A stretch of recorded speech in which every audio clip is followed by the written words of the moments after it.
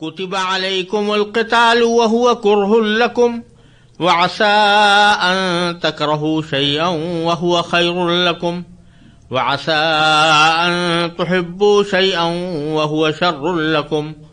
والله يعلم وأنتم لا تعلمون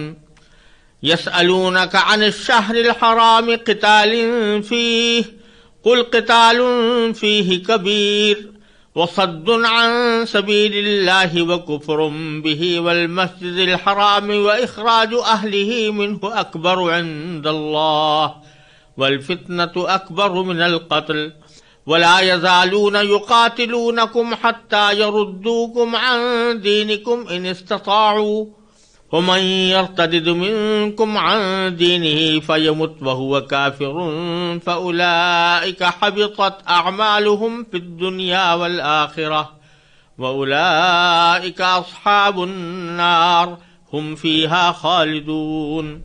إن الذين آمنوا والذين هاجروا وجاهدوا في سبيل الله أولئك يرجون رحمة الله والله غفور رحيم۔ تم پر دشمنوں سے جنگ کرنا فرض کیا گیا ہے اور وہ تم پر گراں ہے، اور یہ عین ممکن ہے کہ تم ایک چیز کو برا سمجھو حالانکہ وہ تمہارے حق میں بہتر ہو، اور یہ بھی ممکن ہے کہ تم ایک چیز کو پسند کرو حالانکہ وہ تمہارے حق میں بری ہو، اور اللہ جانتا ہے اور تم نہیں جانتے۔ لوگ آپ سے حرمت والے مہینے کے بارے میں پوچھتے ہیں کہ اس میں جنگ کرنا کیسا ہے۔ آپ کہہ دیجئے کہ اس میں جنگ کرنا بڑا گناہ ہے، مگر لوگوں کو اللہ کے راستے سے روکنا، اس کے خلاف کفر کی روش اختیار کرنا، مسجد حرام پر بندش لگانا اور اس کے باسیوں کو وہاں سے نکال باہر کرنا اللہ کے نزدیک زیادہ بڑا گناہ ہے، اور فتنہ قتل سے بھی زیادہ سنگین چیز ہے۔ اور یہ کافر تم لوگوں سے برابر جنگ کرتے رہیں گے یہاں تک کہ اگر ان کا بس چلے تو یہ تم کو تمہارا دین چھوڑنے پر آمادہ کر دیں، اور اگر تم میں سے کوئی شخص اپنا دین چھوڑ دے اور کافر ہونے کی حالت ہی میں مرے تو ایسے لوگوں کے اعمال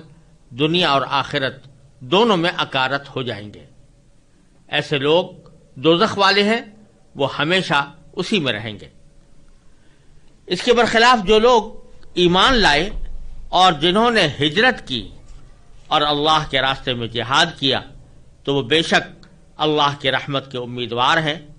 اور اللہ بہت بخشنے والا بڑا مہربان ہے۔ اس سے پہلی آیت میں اللہ تبارک و تعالی نے انفاق فی سبیل اللہ کو ایک نیکی کے طور پر بیان فرمایا تھا، اور جیسا کہ میں پہلے عرض کیا یہاں تقوی کے مختلف شعبے سورہ بقرہ میں بیان ہو رہے ہیں، جن میں سے ایک انفاق تھا، اور اب جو آیتیں اس وقت تلاوت کی گئی ہیں اور ان کا ترجمہ پیش کیا گیا ہے اس میں دوسرے ایک اہم تقوی کے تقاضے کا ذکر ہے، اور وہ ہے قتال، یعنی جہاد، دشمنوں سے جنگ کرنا۔ اور اللہ تبارک و تعالی نے پہلے تو یہ فرمایا کہ کتب علیکم القتال، کہ تمہارے اوپر جنگ کرنا فرض کیا گیا ہے۔ یہاں یہ سمجھ لینا چاہیے کہ فرض اس وقت ہوتا ہے جب مسلمانوں کے ملک پر کوئی غیر مسلم حملہ آور ہو جائے، اور اس وقت میں جو امیر مملکت ہے وہ تمام لوگوں سے کہے کہ اس کا مقابلہ کرنے کے لیے سب لوگ نکلیں، تو اس وقت ہر شخص کے ذمے قتال فرض ہو جاتا ہے۔ اللہ تبارک و تعالیٰ کے راستے میں جہاد کرنا اس وقت ہر شخص کی ذاتی ذمہ داری ہو جاتی ہے۔ اس کے سوا جو دوسری صورتیں ہوتی ہیں ان میں وہ ہر شخص کی ذمہ واجب نہیں ہوتا، بلکہ اس کو فرض کفایہ قرار دیا گیا ہے، یعنی کچھ لوگ یہ فریضہ انجام دیتے رہیں تو باقی لوگوں کے ذمے سے وہ ساقط ہو جاتا ہے۔ تو یہاں پر کتب علیکم القتال میں دونوں معنی ممکن ہے، یا تو یہ اس صورت کا بیان ہے جب دشمن نے حملہ کر دیا اور امیر مملکت نے تمام باشندوں سے یہ کہا کہ تم لڑائی میں شریک ہو، جس کو اصطلاح میں نفیر عام کہتے ہیں، تو اس وقت میں تو اس سے مراد ہوگا کہ ہر شخص کے ذمہ فرض عین ہے جہاد. اور اگر کوئی دوسری صورت ہو تو اس صورت میں یہاں فرض عین مراد نہیں ہوگا بلکہ فرض کفایہ مراد ہوگا، کیونکہ فرض کفایہ بھی ایک فرض ہوتا ہے. اس کا حاصل یہ ہے کہ کچھ لوگ اگر وہ فرض کفایہ ادا کر دیں تو باقی لوگوں کی طرف سے وہ خود بخود ادا ہو جاتا ہے، لیکن اگر کوئی بھی نہ کرے تو سب گناہ گار ہوتے ہیں. باری تعالیٰ فرما رہے ہیں کہ تمہارے ذمہ قتال فرض کیا گیا ہے، اور یہ مدنی زندگی کی بات ہے، کیونکہ مکی زندگی میں تو مسلمانوں کو یہ کہا گیا تھا کہ اگر کافر تمہیں مار بھی رہے ہوں تو مار کھاتے رہو اور جواب میں کوئی تلوار بھی نہ اٹھاؤ، ان کا جواب بھی مت دو. وہاں صبر کی تلقین کی گئی تھی. مدینہ منورہ میں اللہ تبارک و تعالی نے جہاد فرض کیا، اور اس کے مختلف مواقع آئے کہ سب کے مختلف مواقع پر دشمنوں نے بھی حملہ کیا، جس کے دفاع میں نبی کریم سرور دو عالم صلی اللہ علیہ وسلم نے بھی حملے کیے، اور اس طرح اس حکم پر عمل ہوتا رہا. اب ساتھ ہی اللہ تبارک و تعالیٰ یہ فرما رہے ہیں کہ وَهُوَ كُرْهٌ لَكُمْ، یعنی لڑائی جو ہے یہ تمہیں گراں معلوم ہوتی ہے. اور ہے بھی یہی بات کہ کسی انسان کو قتل کرنا یا کسی انسان کے خلاف تلوار اٹھانا یہ کوئی خوشگوار کام تو ہے نہیں، اور یہ اسی لیے کہا گیا ہے کہ جہاد جو مشروع ہوا ہے یا جہاد کو جو اسلام میں ایک اہم رکن قرار دیا گیا ہے تو وہ در حقیقت حسن لعینہ ہی نہیں ہے، حسن لغیرہ ہی ہے. یعنی وہ اپنی ذات میں یہ کوئی بات کوئی اچھا کام نہیں ہوتا کہ آدمی دوسروں پر تلوار چلائے، لیکن کچھ اور اسباب ہوتے ہیں جس کی وجہ سے تلوار اٹھانا ناگزیر ہو جاتا ہے. اگر آدمی تلوار نہ اٹھائے تو اس سے وہ خود اور اس کی قوم، اس کا دین، اس کا مذہب وہ خطرے میں پڑ جاتا ہے. تو اس وجہ سے اس کو ضروری قرار دیا گیا ہے. تو یہ کرہ لکم فرمایا کہ یہ تمہارے لیے گراں ہے. ایک تو اس وجہ سے گراں ہے کہ انسانوں کے اوپر تلوار اٹھانا کوئی خوشگوار بات نہیں، اور دوسری اس وجہ سے گراں ہے کہ جب آدمی جہاد میں جاتا ہے تو اس کو بہت سی مشقتیں پیش آتی ہیں، خطرات سے دو چار ہونا پڑتا ہے، بہت سی محنتیں کرنی پڑتی ہیں، تو اس لحاظ سے بھی گراں ہے. لیکن اللہ تبارک و تعالیٰ آگے ایک بڑا ذرّی اصول بیان فرما رہے ہیں جو ہماری ساری زندگی میں بڑا کارآمد ہے. وہ یہ فرمایا کہ وَعَسَىٰ أَن تَكْرَهُوا شَيْئًا وَهُوَ خَيْرٌ لَكُمْ، اور یہ عین ممکن ہے کہ تم ایک چیز کو برا سمجھو، وَهُوَ خَيْرٌ لَكُمْ، حالانکہ وہ تمہارے حق میں بہتر ہو. یہ اللہ تبارک و تعالیٰ نے بڑا ذرّی اصول بیان فرمایا ہے ہمیں اپنی زندگی کو خوشگوار بنانے کا، کہ یہ نہ سمجھو کہ زندگی کے اندر ہمیشہ تمہیں خوشگوار واقعات ہی پیش آتے رہیں گے، اس میں ناگوار باتیں بھی آئیں گی، اور خاص طور پر دین کے جو احکام ہیں ان پر عمل کرنے میں بعض اوقات انسان کو مشقت اور محنت بھی اٹھانی پڑے گی، اپنی طبیعت کے خلاف بھی کام کرنا پڑے گا، اپنی خواہشات کو بھی بعض اوقات کچلنا پڑے گا. یہ سب چیزیں تمہیں بری لگتی ہیں، بظاہر بری ہیں، لیکن حقیقت کے اعتبار سے وہ تمہارے لیے بہت بہتر ہے، دنیا اور آخرت میں ان کا انجام تمہارے لیے بہتر ہے. اور اسی طرح فرمایا کہ وَعَسَىٰ أَن تُحِبُّوا شَيْئًا وَهُوَ شَرٌّ لَكُمْ، یعنی یہ بھی ممکن ہے کہ کسی چیز کو تم پسند کرو اور حالانکہ وہ تمہارے لیے بہت بری ہو، تمہارے حق میں بری ہو. جتنے گناہ کے کام ہیں بعض اوقات انسان کو پسند نظر آتے ہیں لیکن حقیقت میں اس کے لیے برے ہیں. یا کسی کو ناجائز طریقے سے مال کما لینا، یہ بظاہر دیکھنے میں انسان کو اپنے فائدے کا کام معلوم ہوتا ہے لیکن حقیقت میں اس کے لیے برا ہے. تو اس لیے حاصل یہ ہے اللہ تبارک و تعالیٰ کے اس ارشاد کا کہ انسان کو محض اپنی نفسانی خواہشات کے پیچھے نہیں چلنا چاہیے، کہ جس چیز کو نفسانی خواہشات اچھا کہیں اس کو اچھا سمجھے اور جس کو برا کہیں اس کو برا سمجھے، بلکہ اچھے اور برے کا فیصلہ تو در حقیقت وہی کر سکتا ہے جس نے اس کائنات کو پیدا کیا، اور جس میں کائنات کے اندر موجود تمام اشیاء کا خالق وہی ہے. وہی جانتا ہے کہ کس وقت تمہارے لیے کون سا عمل بہتر ہے. لہذا اپنے اچھے اور برے کا فیصلہ خود کرنے کے بجائے تم اللہ تعالیٰ کے اوپر چھوڑو، اور جب اللہ تبارک و تعالیٰ فرما رہے ہیں کہ کسی خاص حالت میں جہاد تمہارے ذمہ فرض ہے، تو اب چاہے تمہیں ناگوار ہو رہا ہو لیکن وہی تمہارے حق میں بہتر ہوگا۔ پھر آگے جہاد سے متعلق ایک واقعہ پیش آیا تھا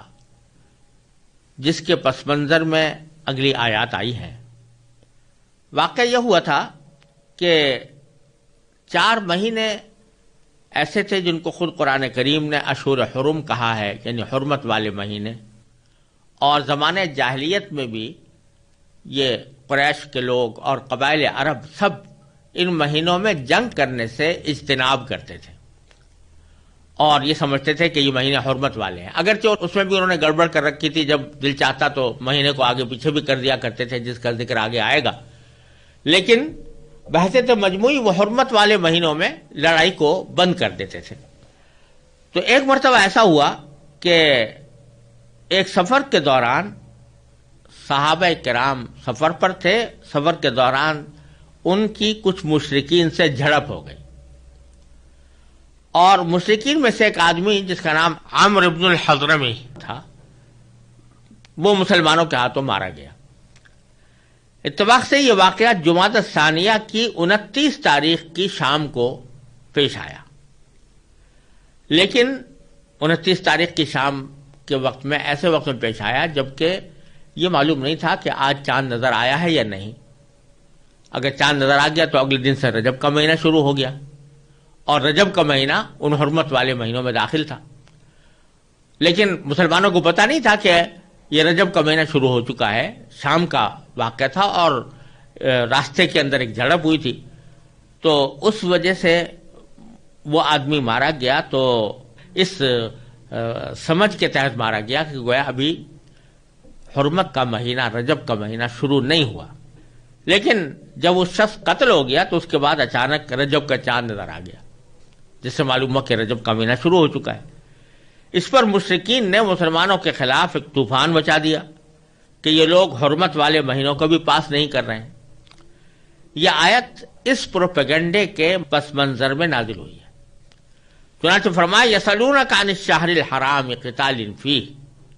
لوگ آپ کے حرمت والے مہینے کے بارے میں پوچھتے ہیں کہ اس میں جنگ کرنا کیسا ہے، تو قل، آپ یہ کہہ دیجئے کہ قل قتال فیہ کبیر، کہ حرمت والے مہینے میں لڑائی کرنا بڑا گناہ ہے۔ یہ تو طے شدہ بات ہے کہ اس میں لڑائی کرنا گناہ کا کام ہے۔ اب جہاں تک اس شخص کے قتل ہونے کا تعلق ہے تو اول تو یہ مسلمانوں نے اس شخص کو جو قتل کیا وہ یہ جان کر نہیں کیا کہ یہ رجب کا مہینہ شروع ہو چکا ہے اور رجب کا مہینہ حرمت والا مہینہ ہے، اور اس وقت تک سچی بات یہ ہے کہ بظاہر حرمت والے مہینوں کے بارے میں قتال شرعاً بھی جائز ہے یا ناجائز ہے، اس کے بارے میں شاید ابھی تک کوئی واضح ہدایت بھی مسلمانوں کے سامنے موجود نہیں تھی۔ ایک رواج ضرور چلا آ رہا تھا، لیکن کیا واقعتاً اللہ تعالیٰ نے اس میں حرام کر دیا تھا قتال کرنا، یہ بات بھی واضح نہیں تھی، اور یہ بات بھی واضح نہیں تھی کہ رجب کا مہینہ واقعی شروع ہو چکا ہے۔ تو ایک غلط فہمی کے انداز میں اچانک بغیر کسی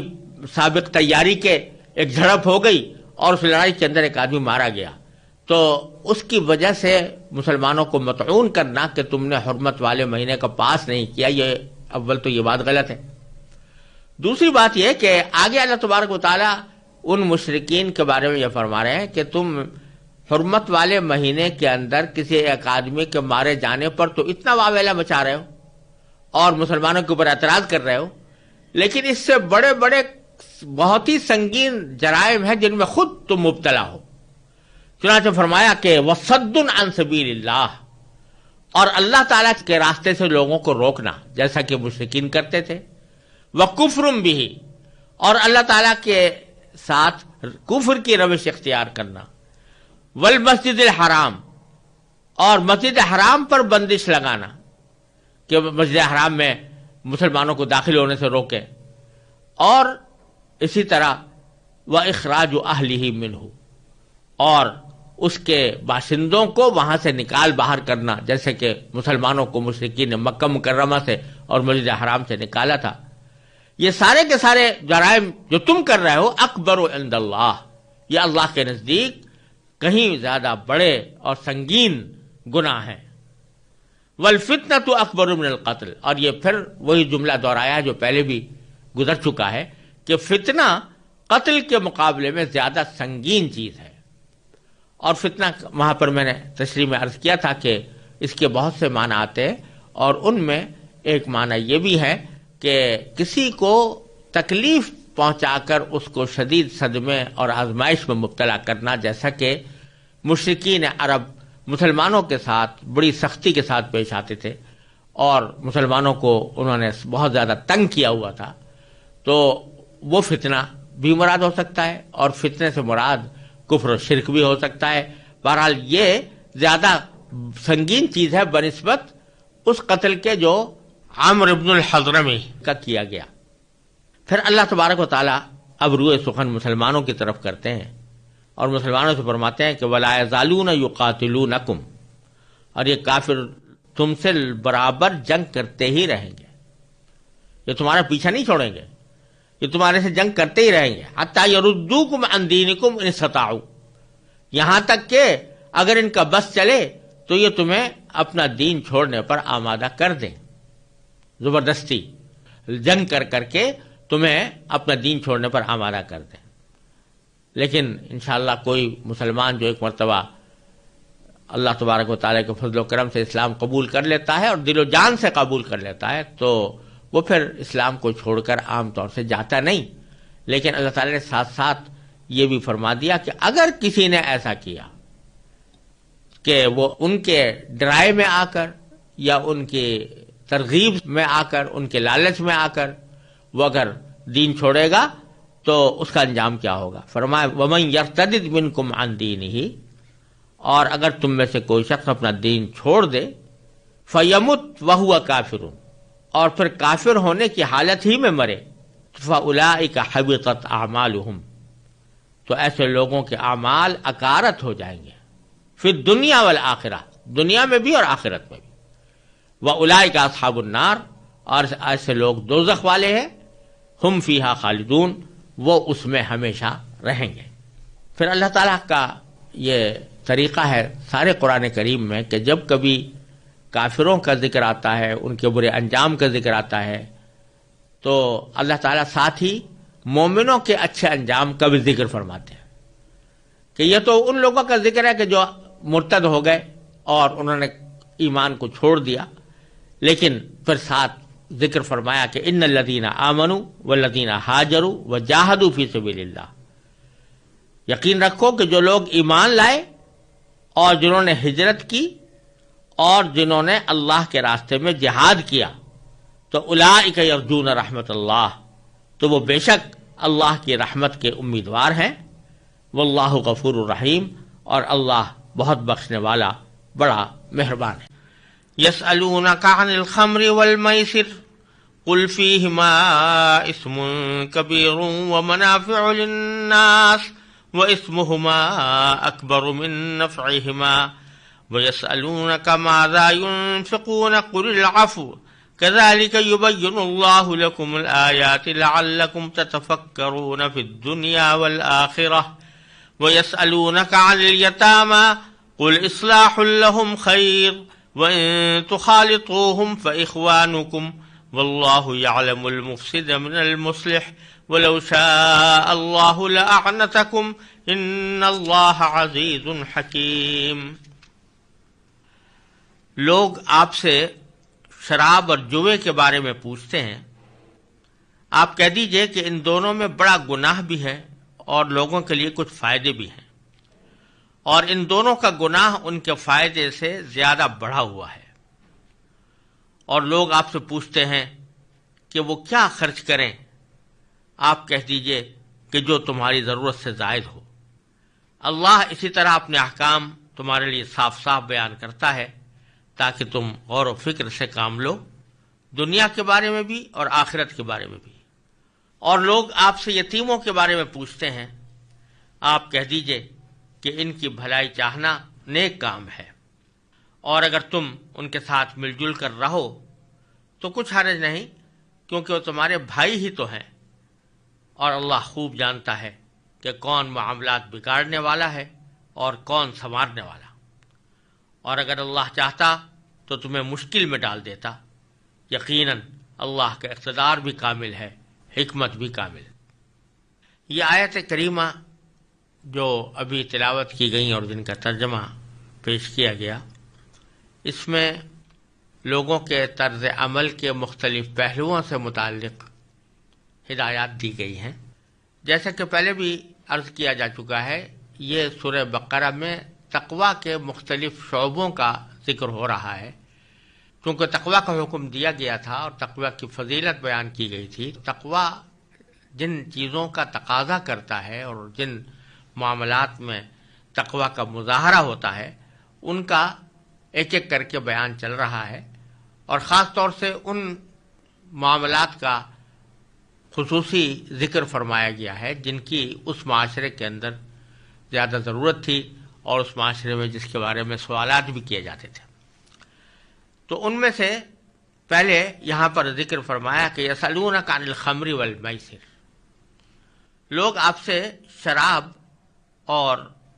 میسر یعنی جوا کے بارے میں پوچھتے ہیں۔ یہ آیت ایسے موقع پر نازل ہوئی ہے جبکہ شراب کی بالکل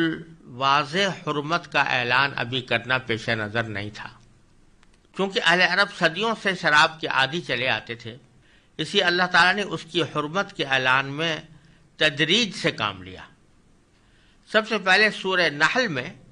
ایک لطیف اشارہ دیا کہ نشہ لانے والی شراب کوئی اچھی چیز نہیں ہے۔ پھر سورہ بقرہ کی اس آیت میں قدر وضاحت سے فرمایا کہ شراب پینے کے نتیجے میں انسان سے بہت سی ایسی حرکتیں سرزد ہو جاتی ہیں جو گناہ ہیں، اور اگرچہ اس میں کچھ فائدے بھی ہیں مگر گناہ کے امکانات زیادہ ہیں۔ تو اس طرح ایک اشارہ دے دیا کہ جس چیز کی برائیاں زیادہ ہیں یا نقصانات زیادہ ہیں یا گناہ زیادہ ہیں تو اس میں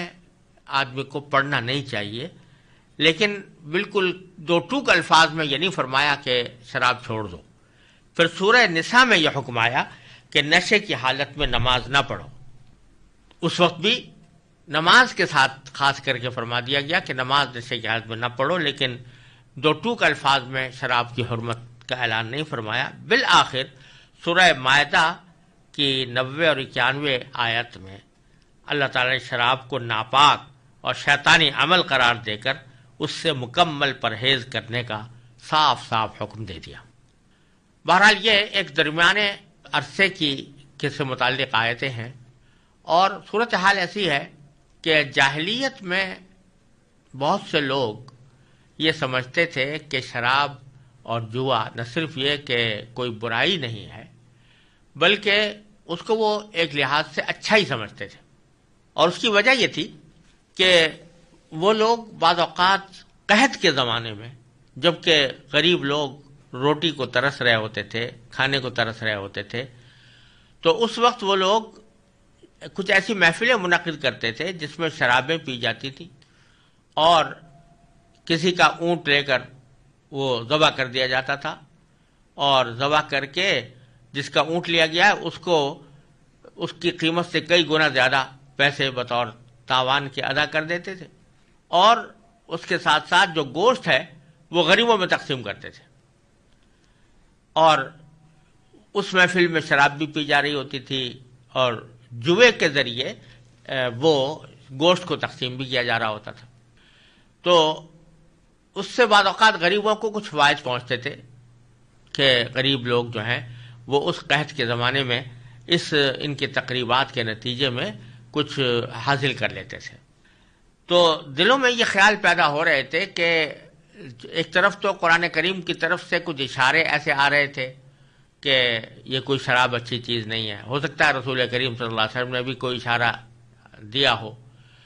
اور دوسری طرف یہ لوگ شراب اور جوئے کو ایک مفید کام خیال کرتے تھے۔ تو اس پس منظر میں اللہ تبارک و تعالیٰ سے سوال کیا گیا، یعنی حضور اقدس صلی اللہ علیہ وسلم سے سوال کیا گیا، تو اللہ تعالیٰ نے اس کا ذکر فرمایا کہ یسألونک عن الخمر والمیسر، لوگ آپ سے شراب اور جوئے کے بارے میں پوچھتے ہیں، قل آپ جواب میں کہہ دیجئے کہ فیہما اسم کبیر، ان دونوں میں بڑا گناہ بھی ہے، ومنافع للناس، اور لوگوں کے لیے کچھ فوائد بھی ہیں، لیکن ساتھ ہی فرما دیا واسمہما اکبر من نفعہما، کہ ان کا گناہ ان کے نفع سے زیادہ ہے۔ ایک طرف تو گناہ کا لفظ استعمال کر کے اشارہ اس طرف دے دیا گیا ہے کہ یہ عمل ممنوع ہونے کی صلاحیت رکھتا ہے، اور یا تو فوراً اسی میں اس کو گناہ قرار دے کر ممنوع کر دیا گیا ہے ایک بالواسطہ انداز میں، یا یہ کہ اس کا مطلب یہ ہے کہ شراب اور جوا ایسی چیز ہیں کہ جب آدمی اس کا مرتکب ہوتا ہے تو بہت سے گناہوں میں خود بخود مبتلا ہو جاتا ہے۔ بہرحال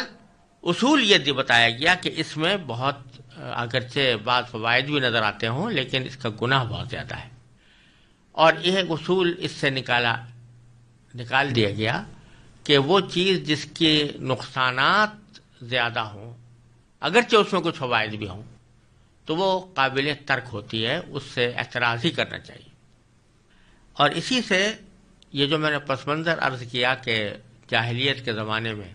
تقریبات منعقد کر کے غریبوں کو گوشت تقسیم کیے جاتے تھے جوے کے ذریعے، اور شرابیں بھی پی جاتی تھیں، تو ان میں سے جو غریبوں کو فائدہ حاصل ہوتا تھا اس کو قرآن کریم نے فرمایا کہ یہ کوئی فائدہ قابل اعتبار نہیں ہے، اور اس کی وجہ سے شراب اور جوے کی برائیوں کو حلال جائز نہیں کہا جا سکتا۔ یہ کچھ اسی قسم کی بات ہے جیسے کہ آج کل ہمارے معاشرے میں بکثرت ایسا ہوتا ہے کہ غریبوں کی امداد کے لیے رقص و سرود کی محفلیں منعقد کی جاتی ہیں، سنیما کے شو منعقد کیے جاتے ہیں کہ لوگ آ کر دیکھیں اور اس کے پیسے دیں، اور پھر اس کے ذریعے کسی غریب کی امداد کی جائے یا کسی مصیبت زدہ کی فریاد رسی کی جائے۔ تو قرآن کریم کے اس بیان سے یہ پتہ چل رہا ہے کہ ایسا کرنا کوئی نیک کام نہیں ہے کہ آدمی گناہ کا یا ناجائز کام کرے اس مقصد سے تاکہ اس کے ذریعے کوئی پیسے حاصل ہوں اور پیسوں کو کسی مصرف خیر میں خرچ کیا جائے۔ یہ کوئی اچھی بات نہیں ہے اور اس کو قرآن کریم پسند نہیں کرتا۔ اس کے بعد دوسرا ایک سوال مذکور ہے لوگوں کا، وَيَسْأَلُونَكَ مَاذَا يُنْفِقُونَ، لوگ آپ سے پوچھتے ہیں کہ کیا خرچ کریں، یعنی اللہ کے راستے میں کیا خرچ کریں۔ یعنی ایک طرف تو جوئے کی برائی بیان فرمائی گئی، تو اسی سے متصل یہ بتلایا گیا کہ جوا تو ایک فضول خرچی کا اور اسراف کا اور پیسے اڑانے کا ایک شیطانی عمل ہے۔ اس کے برعکس اللہ تعالیٰ کے راستے میں خرچ کرنا، اللہ تعالیٰ کی رضا کی خاطر کسی غریب کی مدد کرنا، کوئی صدقہ جاریہ پیدا کر دینا، کوئی شفا خانہ بنا دینا، کوئی مدرسہ بنا دینا، کوئی مسجد بنا دینا، یہ سارے بھلائی کے کاموں میں خرچ کرنے کے راستے ہیں کہ ان کے بارے میں ایک تردد تھا لوگوں کے ذہنوں میں، وہ دور فرما دیا۔ حافظ ابن جریر طبری رحمۃ اللہ علیہ نے اس آیت کی تفسیر میں روایتیں نقل کی ہیں کہ بعض لوگ جب قرآن کریم کے اندر انفاق کی فضیلت پڑھتے تھے اور یہ سنتے تھے کہ اللہ تعالیٰ کے راستے میں مال خرچ کرنا بڑا ثواب کا کام ہے، اور ایک پیسہ بھی آدمی خرچ کرے تو 700 گنا اس کا اجر زیادہ ملتا ہے، اور یہ بھی فرمایا گیا تھا جیسے کہ آگے آنے والا ہے کہ جب تک اپنی محبوب چیزیں تم اللہ کے راستے میں خرچ نہیں کر دو گے اس وقت تک نیکی کا اعلیٰ درجہ تمہیں حاصل نہیں ہو سکتا۔ تو یہ احکام سننے کے نتیجے میں بہت سے صحابہ کرام نے یہ کیا کہ اپنے گھر کا سارا ساز و سامان اور جو کچھ نقد یا کپڑے یا سامان تھا وہ سارا کا سارا صدقہ کر دیا۔ نتیجہ یہ کہ ان کے صدقہ کرنے کے بعد خود کو اور خود کے بیوی بچوں کو فاقہ کشی کی نوبت آ گئی۔ تو یہ نہ دیکھا کہ ہمیں اپنے بیوی بچوں کا خرچ پہلے نکالنا چاہیے، ان کے حق کو پہلے ادا کرنا چاہیے، پھر دوسرے لوگوں کے حقوق آتے ہیں۔ اس طرف توجہ دیے بغیر انہوں نے اس طرح خرچ کر لیا تھا۔ تو اس کے جواب میں یہ آیت کریمہ نازل ہوئی، وَيَسْأَلُونَكَ مَاذَا يُنْفِقُونَ، اور لوگ آپ سے پوچھتے ہیں کہ وہ کیا خرچ کریں، قُلِ الْعَفْوَ، تو آپ کہہ دیجئے کہ جو ضرورت سے زائد ہو وہ خرچ کرو۔ یعنی خرچ کرنے کی ایک آخری حد بتا دی گئی کہ ٹھیک ہے اللہ تعالیٰ کے راستے میں مال خرچ کرنا بڑے ثواب کا کام ہے، لیکن یہ اس وقت تک ہے جب تک کہ اس سے کسی کا واجب حق فوت نہ ہو۔ ابھی بچوں کا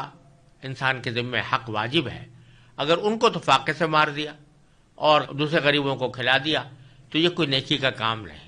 لہٰذا فرمایا کہ جو ضرورت سے زائد ہو، ضرورت سے زائد ہونے کے معنی یہی ہے کہ اپنی اور اپنے بیوی بچوں کی ضرورت سے جو فاضل ہو اس میں سے خرچ کرو،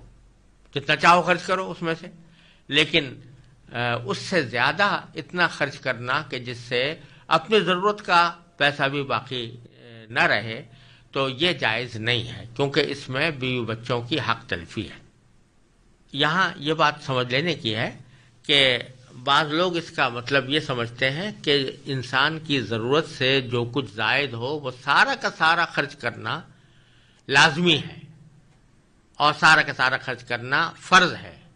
جس کا مطلب یہ کہ اگر وہ سارا خرچ نہ کریں تو انسان گناہگار ہوگا۔ جو میں نے حافظ ابن جریر طبری کی روایت کے حوالے سے جو پس منظر بیان کیا اس سے معلوم ہو رہا ہے کہ صورتحال یہ نہیں تھی کہ لوگ خرچ نہیں کر رہے تھے اور ان کو یہ کہا جا رہا ہے کہ تم ضرورت سے زائد جو ہے وہ خرچ کر دو، بلکہ صورتحال یہ تھی کہ لوگ خرچ کر رہے تھے اور حد سے زیادہ کر رہے تھے، تو ان کو حد کا پابند بنایا گیا ہے کہ ضرورت سے زائد جو کچھ ہو وہ بے شک خرچ کرو، جتنا چاہو کرو، لیکن ضرورت کی مقدار کو اپنے پاس رکھنا اب یہ ضروری ہے۔ چنانچہ حدیث میں رسول کریم صلی اللہ علیہ وسلم نے فرمایا، جو معروف حدیث ہے کہ جس میں آپ نے ارشاد فرمایا کہ خیر الصدقۃ ما کان عن ظہر غنی، کہ بہترین صدقہ وہ ہے جو اپنے پیچھے بھی غنا چھوڑ کر جائے، یعنی صدقہ کرنے کے بعد بھی آدمی محتاج نہ ہو دوسروں کا کہ ان کے دستے گر بن جائے، بلکہ خود اپنی ضروریات کو پورا کر سکتا ہو۔ کذالک یبین اللہ لکم الآیات، اسی طرح اللہ تعالیٰ تمہارے لیے نشانیاں بیان کرتا ہے، لعلکم تتفکرون، تاکہ تم غور کرو۔ کہاں غور کرو؟ فی الدنیا والآخرہ، دنیا میں بھی اور آخرت میں بھی۔